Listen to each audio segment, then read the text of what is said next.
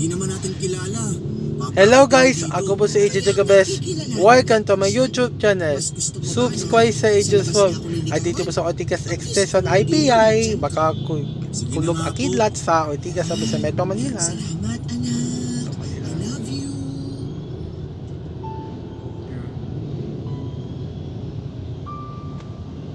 Papadudot kilala ko ang anak ko. Kahit pumayag siya, alam kong napilitan lamang siya. Pero ayos na din po sa akin yon kahit napilitan siya. Ang gusto ko lang naman po ay ang pagpayag niya. Pakiwari ko ay unti-unti namang maintindihan niya rin ang nangyayari. Lalo na kapag nakita niya si Pep. Mabait si Pep kaya alam ko ng panahon na yon ay gagaan ang loob ni Max sa kanya. Kinausap ako ng anak ko at sinabing pumapayag na raw siya at gusto raw niyang makaharap ang lalaking sinasabi ko.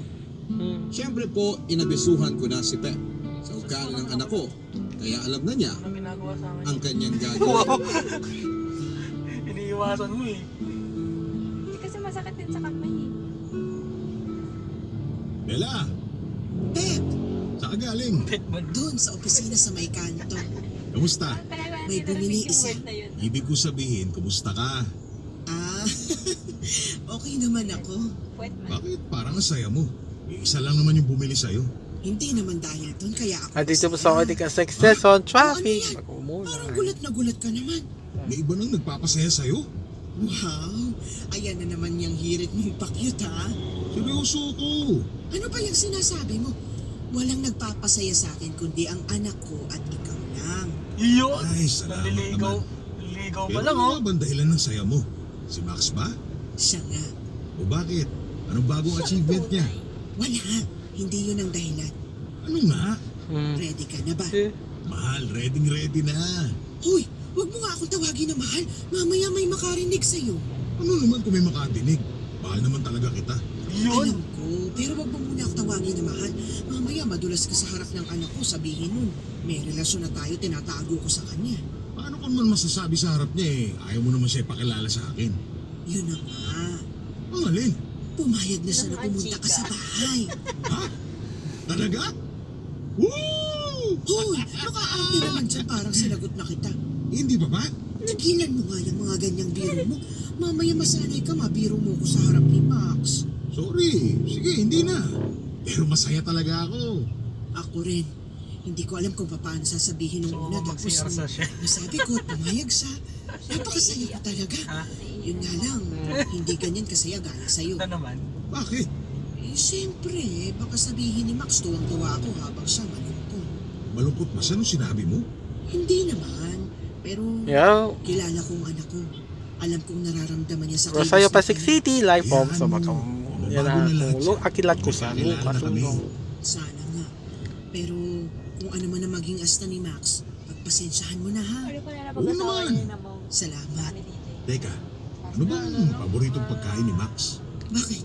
Dadala ko siya para unang pagharap pa lang namin. Kwentuhan Makita niya na mahal ko kayong dalawa. yung Wala naman siyang pinipiling kainin. podcast Pero kung paborito lang din naman, isa lang. Tusino. Tusino? Oo. Wala na bang iba? Parang ang pangit naman na dadala ko siya ng tusino. online Magdala ka na lang ng cake. Sigurado naman kakainin niya pa rin yun. Sige, cake na lang. Anong flavor? Huwag mo sabihin tusino, ha? Nakakainis ka. Kahit ano. Hindi naman masela ng anak ko. Sige, sige. Mas importante pa Nakakamiss nga ang na tusino. mahaba ang pasensya mo sa kanya. namin. Medyo overprotective siya sa akin eh. Oo, gagawin ko Pabili na ako kay para Mami. maging magkaibigan kami. At kalaunan, maging tatay niya ako. Tumigil ka nga. Malayo pa tayo dyan. Pero darating din tayo doon. Kaya sinasanay ko ng sarili ko. Huwag ka nga muna kasi masanay at baka madulas ka sa harap ni Max. Isipin mo, naglilihi tayo sa kanya. Oo nga. Sige, masusunod, ma'am. Tumigil ka nga at hindi mo ko teacher, kaya wag mo akong minamam. Sige na nga, baby. Nakakainis ka. Baby. Hirap pala to eh. Papadudot ang saya namin ni Pep nung oras na yon. Pero may kapalit na lungkot pala ang sayang yon. Masaya kaming magkausap ni Pep noong mga oras na yon nang biglang may lumapit na isang babae na walang pasabi bigla na lamang nag-iskandalo. Nagulat ako nang awayin niya ako. Inagaw ko raw si Pep sa kanya. Pep. Hindi ko alam ang magiging reaksyon ko pero kitang-kita ko si Pep na pigil ng tawa. Doon ako naasar sa mga nangyayari. Inaaway na ako ay tumatawa pa siya. Hindi ko alam ang sasabihin dahil sa sama ng loob. Napatingin na lamang ako kay Pep na kahit pinipigilan ko. Hello guys, andito po sa Rosario, Pasig City. Doon na nahimasmasan si Pep kaya pala siya tumatawa. Akala niya na na-prank lamang yon. Biglang nagbagong itsura ni Pep. Naawa siya sa akin at nagalit sa babaeng nag-iiskandalo. Sa sobrang sama ng loob ko ay walang sabi-sabi ay umalis ako. Traffic Otigas no na. Unawan hawak kang Manibela no. Mababang ka. Kung ayaw niyang mas magalit pa ako. Manibela no. Napatulala si Pep sa kinakatayuan niya at tinignan na lamang ako paalis. Napasulyap ako ng bahagya at nakita kong nilapitan ni Pep ang babae at inaway. Hindi naman niya ito sinaktan dahil marespeto sa babae si Pep. Pero galit na galit siya. Saka ako tuluyang umalis. Hindi ko akalain na sa pag-alis ko ay dumating pala ang mga lalaking kasama ng babaeng nag-iiskandalo at pinagtulungan nila si Pep hanggang sa iwanan nilang nakahandusay sa lupa. Barangay Love Stories. Barangay Love Stories. Magbabalik ang Barangay Love Stories. Maglaro sa Bingo Plus app para tuloy-tuloy ang saya. Ate Kay. Ate Kay pala. Sa Bingo Plus, alay mo, mapanulunan mo pa ang jackpot prize sa first online live streaming bingo sa Pinas. Pag panalo sa bingo, Ay nag-alala ako ng Ate sobra. Kay. Sino ba? Sa sobrang pag-aalala ay hindi na ako nakapagpaalam pa kay Max. At sumugod agad ako sa ospital para malaman ang kalagayan Hawak kang ni Pep. Manibela no. No. Nung makita ko siya ay halos madurog ang puso ko. Ang dami niyang pasa at sugat. Sobrang nag-guilty ako dahil alam ko na kasalanan ko kung bakit siya nagulpi ng ganon. Kung hindi ko siya iniwan ay napigilan ko sana ang hindi magandang Ate nangyari. Kay Eric. Naya ko lang magsalita si Pep at nakiusap siya na pakinggan ko siya. Kaya yun mismo ang ginawa ko. Para makabawi man lang ako sa kasalanan ko na pangiiwan ay hinayaan ko siyang magsalita at magpaliwanag. Hello guys, andito po sa Rosario, Pasig City. Traffic. Hindi talaga niya kakilala ang babaeng yun. Hindi niya daw alam kung anong dahilan ng babaeng yon para guluhin siya. Inisip niya na baka nagkakamali Ewan ko lamang na, ito. napanood May mo na sakit to sa eh. pag-iisip Sa cartoon. o intensyon. Nagulat.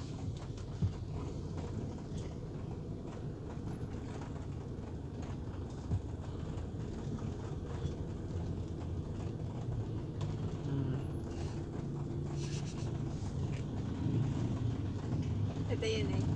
Siya yan. Yes.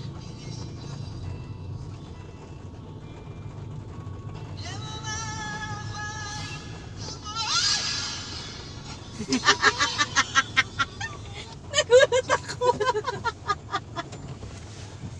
Kasi nakabigay siya doon na kaya dyan. Hindi niya talaga makakikiramdaman. Kanta ka na siya. Todo pikit kasi kumante eh. Siyempre, feel na feel nga eh. Ibang tonton yan. Siya yan. Dito? Feeling ko. Kasi ano to eh. Comedian? Komedyante din to. Talaga. Kaibigan Oh. ni Vice to. Ayun pala eh.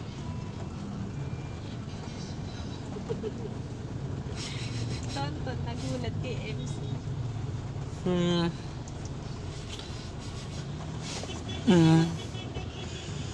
Ginagaya ko lang si Cookie.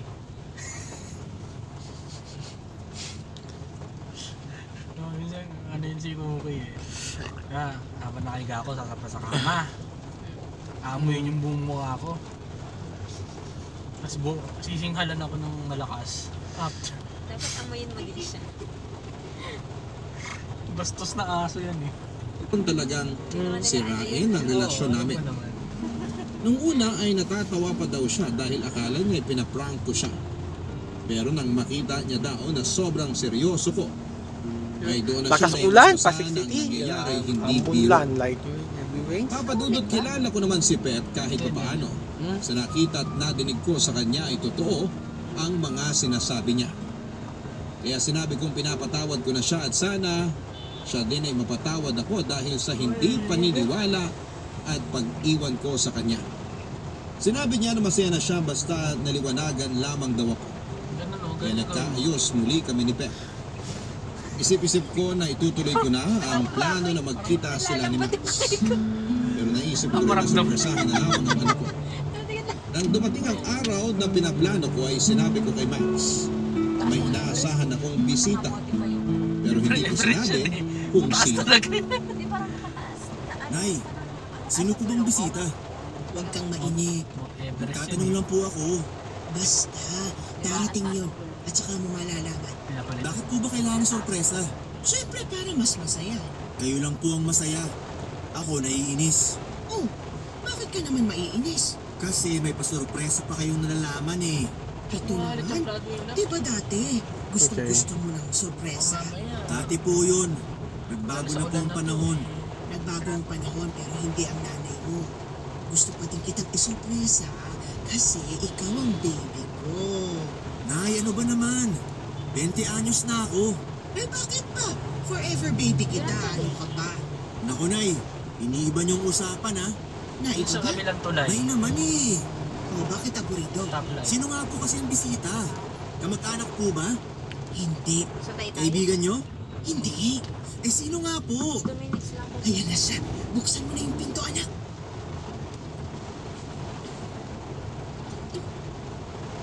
Ikaw? Paano mo nakilala si Pep, anak? Po? Sa dami ba naman po ng kwento niyo kaya parang kilalang-kilala ko na siya. Ay, ganun ba? Nakakatuwa naman. Teka, ano nakakatuwa? Etong batang ito. Tulad nga ng paliwanag mo kanina. Kahit di mo pa nakikita si Pep, ay nakilala mo na siya. Pero magpapakilala pa rin ako ng formal. Oo, ako si Pep. At ikinagagala kitang makilala sa wakas. Sana nga ito ng wakas. Ano yun? Wala po. Ano yun? Ay, sorry. Tuloy ka, Pep.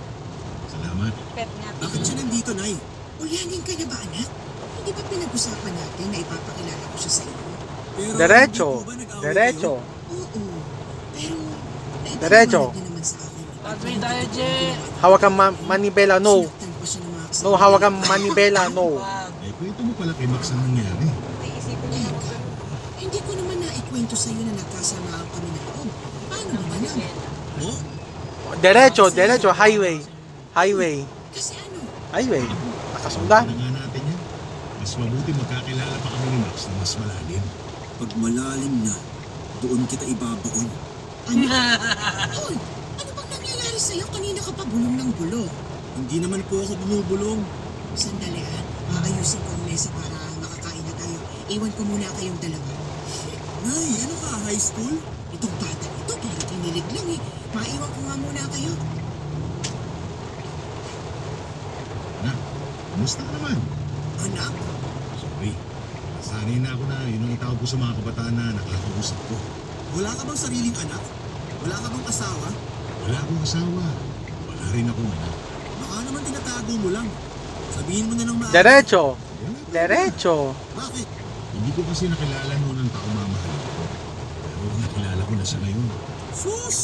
Maging totoo lang tayo Huwag ka nang gumamit ng Sana tayo, salita right from para Pasig makuha City. loob ko. Diba, Rosario Bridge. At seryoso ko sa nanay. Pasig Bridge. Oh, handa na ang mesa, tara na at na makakain. Diretso. Diretso. Ano bang hinihintay mo? Huwag ka nang mahiya, halika na. Okay, sige. Ladoy muna Ano tayo, yun? Je. Hindi na ako Ha? nahihiya. Diretso. Traffic sa Ortigas. Hawak ang manibela, no. No. Noong pagkatawag ko sa kanya, papanilo. Nakaupo na kami nang makita kong hindi po pala sumunod si Max. Kaya tinawag ko siya, nasa luhan na kami. Ayaw kasama niya ang sumabay kasi busog pa raw siya, pero pinilit ko na lamang. Pag kumakain ay hindi ko sinasadya na si Carla. Ang palagi kong napapansin. Siguro ay dahil sa sobrang tuwa ko na nasa bahay siya at magkakilala na sila ni Max. Ang saya ng kwentuhan namin na hindi ko na malayang unti-unti na palang lumalalim. Diretso.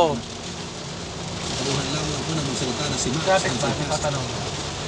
Alam ko siya, kaya alam na alam ko kung ano ang tono ng mga salita niya. At yung gabing yun ay napaka-sarcastic niya. binabara niya si Pep. Siyempre naman po ay para hindi ma-offend yung tao ay pinagtanggol ko siya kay Max. Hindi ko binabara ang anak ko, nagkos ay puro maganda at puro ang pinagtanggol ko sa kanya. Sa bawat hindi maganda ang nasasabi niya kay Pep. Naintindihan ko naman na ganoon ang ugali ni Max. Derecho! Derecho! Manawain na Derecho! Hindi naman to ano. sa isip ko ay nabibigla pa kasi si Max sa sitwasyon. Sa isip ko ay masasanay din siya. Pero lingid sa kalaman ko na habang pasaya ng pasaya ang usapan namin ni Pep, ay pagalit ng pagalit ang anak kong si Max.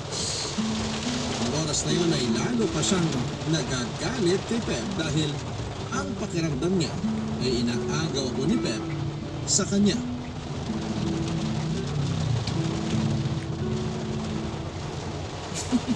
Nabusog ba kayo? Sobra. Ngayon ko lang natikman ang luto mo. Nay, Siguro nagsisiiwasan kayo. Nakalimutan? Alam nga nila. Meron ba? Oo nga. Sandali. Pero walang sisiyan. Ano yung nakalimutan ng nanay mo? Sinabi niyo pa. Derecho! Derecho! Derecho! Broadway tayo, Je. Hindi mo sa ganun. Lagi. Ayun ko lang. Traffic ko, ulan. Malilate. Malilate si Kuya. Pasensya ka na. Masyado lang ako masaya. Parang ang bilis mo naman naging importante. Hindi naman. Kunting hira lang sa ano. Pasensya ka na talaga. Ito na yung kape. Ito ang sapulay ko anak. At ito sa iyo. Salamat. Nay! Bakit? Anong bakit? Hindi ba tayong dalawa lang nagkakape pagtapos kumain? Naku Max, nasanay na din ako dyan sa nanay mo. Sa tuwing kakain kami, hindi talaga nawawalan kape pagkatapos kumain. Ano? Ha? Anong sinabi mo? Sabi ko, nasanay na din ako dyan sa nanay mo. Sa tuwing kakain kami, hindi talaga nawawalan kape pagkatapos kumain. Ang sinasabi mo matagal na kayong lumalabas. Na-traffic na tan plug eh. Anak, mali ang iniisip mo. Next time ako tikas, next time. Next time na. Sinungaling ang lalaking yan. Kung hawak ang manibela, no, manibela, babangga. Hindi kami madalas kumain sa labas. Kung kakain man kami, ay noong nagtatransaksyon ko kami tungkol sa mga alihas na binibigyan niya. Yun na, Pwede mo ito muna sisingit sa usapan namin mag-ina? Uy, Max, sobra naman yata yung sinabi mo. ayos lang. Ayos lang dapat talaga. Anak, huminahon ka ba? So, Nay, matagal na pala kayo naglilihim sa akin? Hindi, anak. Yung mga labas namin dati, puro tungkol sa business. Oo, hindi kami nagde-date. May sinabi ba ako nagde-date kayo? Ikaw ang nagsabi. Ibig sabihin, totoo nagde-date nga kayo. Anak, hindi ganun. Huminahon ka nga.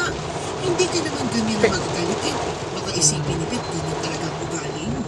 Hindi, ayos lang Bella. Naiintindihan ko si Max. Saan kayo nagpupunta? Sa Opisina. So, anong totoo? Minsan kasi sa opisina talaga. Pero may isang beses na sa park. Isang beses, Nay? Oo. Ay, tigilan na nga natin yung usapan na to. Mabuti pa, Max. Pumunta na kayo Hello, ng guys. Tito Pep doon sa garden. Doon na kayo magkape. Susunod ako. Sige, tara Max. Max, sandali! Pasensya ka na sa anak ko. Sabi ko nga, ayos lang. Walang kaso, basta para sa'yo. Naku, habulin mo na siya para maituloy niyo ang kwentuhan. Mabuti ka. Hindi na kung magkakasan ng kape, ha?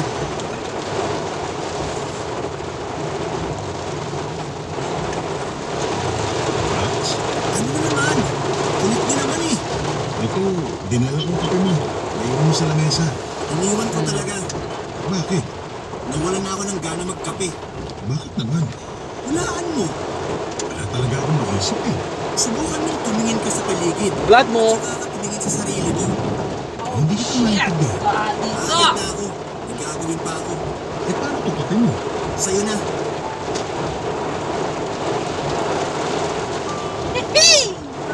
Papadudot tuwing magkausap kaming dalawa ng anak ko, ay ang dami niyang negatibong sinasabi laban kay Pep. Ako naman siyempre para hindi naman kaya mga ganong usapan ay ipinagtatanggol ko si Pep at sinasabi ko kay Max na hindi magagawa ni Pep ang mga bagay na sinasabi niya dahil mabuting tao si Pep.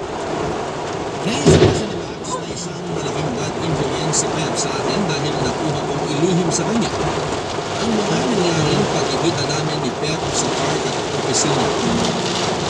Nang nakapunta na si Pep sa bahay ay hindi na siya nahihiyang dumalaw pa ng mga sumunod at nagpapadalas pa. Lagi siyang nagdadala ng mga kain at regalo.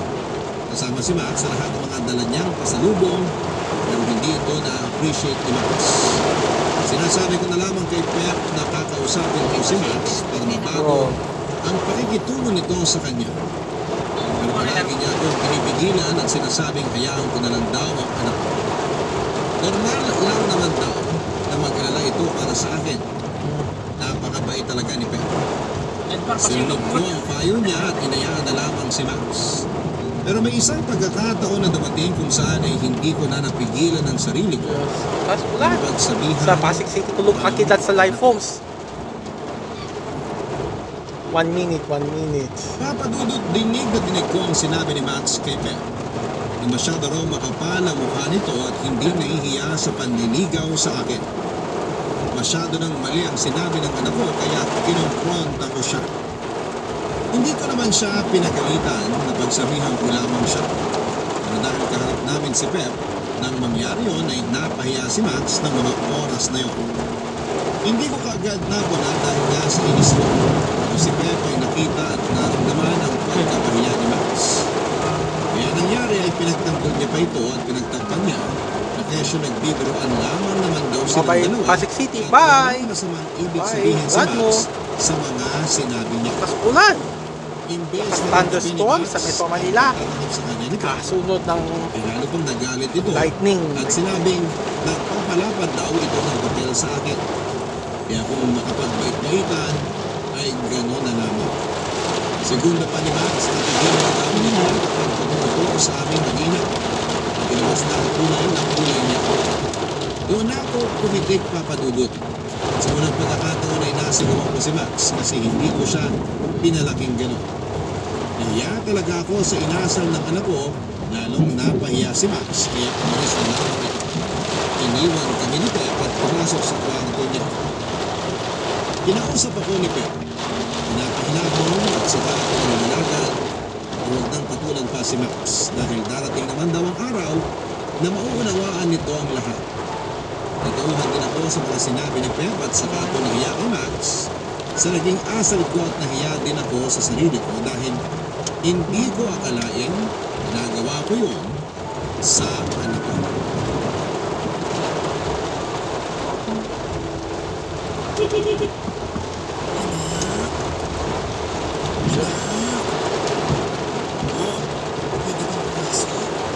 Opo.